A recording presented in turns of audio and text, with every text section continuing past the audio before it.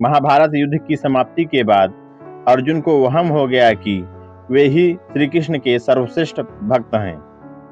अर्जुन सोचते कि कन्हैया ने मेरा रथ चलाया, मेरे साथ रहे, इसलिए मैं भगवान का सर्वश्रेष्ठ भक्त हूँ।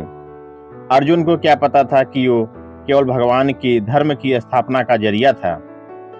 फिर भगवान ने उसका गर्व तोड़ने के लिए उसे एक परीक्षा का गवाह बनने के लिए अपने साथ ले गए। श्री कृष्ण और अर्जुन ने जोगियों का भेष बनाया और वन से एक शेर पकड़ा और पहुंच जाते हैं भगवान विष्णु के परम भक्त राजा मोरध्वज के द्वार पर। राजा मोरध्वज बहुत ही दानी और आवभगत वाले थे। अपने दर पर आए किसी को भी खाली हाथ और बिना भोजन जाने नहीं देते थे। बहुत ही धर्मपरायण राजा थे। 2 साधु और एक सिंह के साथ दर पर आए हैं, ये जानकर राजा नंगे पांव दौड़ के द्वार पर आए और भगवान के तेज से नतमस्तक हो आतिथ्य स्वीकार करने के लिए कहा। भगवान श्री कृष्ण ने मोरध्वज से कहा कि हम मेजबानी तभी स्वीकार करेंगे जब राजा उनकी शर्त माने। राजा ने जोश में आकर कहा, आप जो भी कहेंगे मैं तैयार रहूंगा। भगवान श्री कृष्ण ने कहा, हम तो ब्राह्मण हैं, हमें कुछ भी खिला देना, पर यह सिंह नरभक्षी है। तुम अपने इकलौते बेटे को अपने हाथ से मारकर इसे खिला सको तो ही हम तुम्हारा आतिथ्य स्वीकार करेंगे। भगवान की शर्त सुनकर मोरध्वज के होश उड़ गए। फिर भी राजा अपना आतिथ्य धर्म नहीं छोड़ना चाहता था। उसने भगवान से कहा, प्रभु मुझे मंजूर है, पर एक बार मैं अपनी पत्नी से भी पूछ लूं। भगवान से आज्ञा पाकर राजा महल में गया तो राजा का उतरा हुआ चेहरा देखकर पतिव्रता नारी ने राजा से पूछा, हे राजन, आपका चेहरा क्यों उतरा हुआ है? कृपया करके सारा कारण बताइए।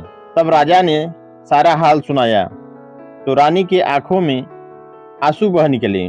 फिर भी वो अभिमान से राजा से बोली कि आपकी आन पर मैं अपने सैकड़ों पुत्रों को कुर्बान कर सकती हूँ। आप साधुओं को आदरपूर्वक अंदर ले आइए। अर्जुन ने भगवान से पूछा, हे माधव, ये क्या माजरा है? आपने ये क्या मांग लिया? तब श्री कृष्ण बोले, अर्जुन तुम देखते जाओ और चुप रहो। राजा तीनों को अंदर ले आए और भोजन की तैयारी शुरू कर दी। भगवान को 56 भोग परोसा गया, पर अर्जुन के गले से नहीं उतर रहा था। राजा ने स्वयं जाकर पुत्र को तैयार किया। पुत्र भी 3 साल का था। उसका नाम था रतन कुंवर। वो भी माता पिता का भक्त था। उसने भी हंसते हंसते अपने प्राण दिए, परंतु उफ ना की।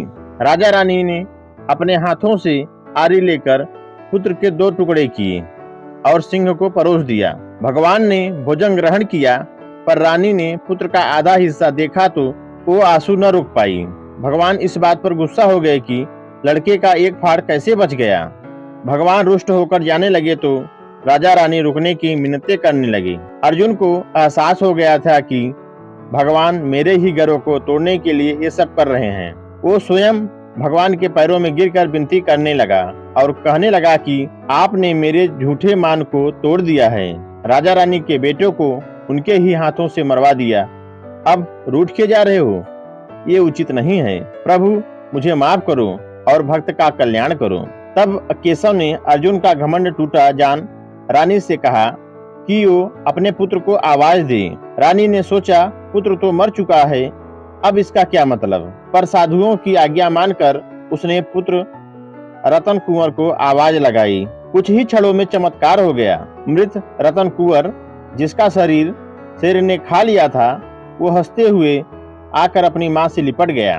भगवान ने मोरध्वज और रानी को अपना विराट स्वरूप का दर्शन कराया। पूरे दरबार में वासुदेव श्री कृष्ण की जय जयकार गूंजने लगी। भगवान के दर्शन पाकर अपनी भक्ति सार्थक जान मोरध्वज की आंखें भर आई और वो बुरी तरह बिलखने लगे।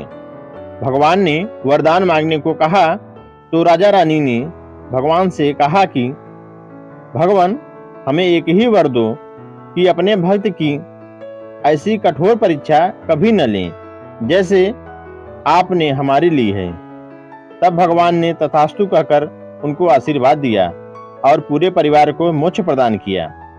मित्रों, ये कहानी आपको कैसी लगी हमें कमेंट करके जरूर बताइए और चैनल पे नए हों तो हमारे चैनल को जरूर सब्सक्राइब करें। धन्यवाद।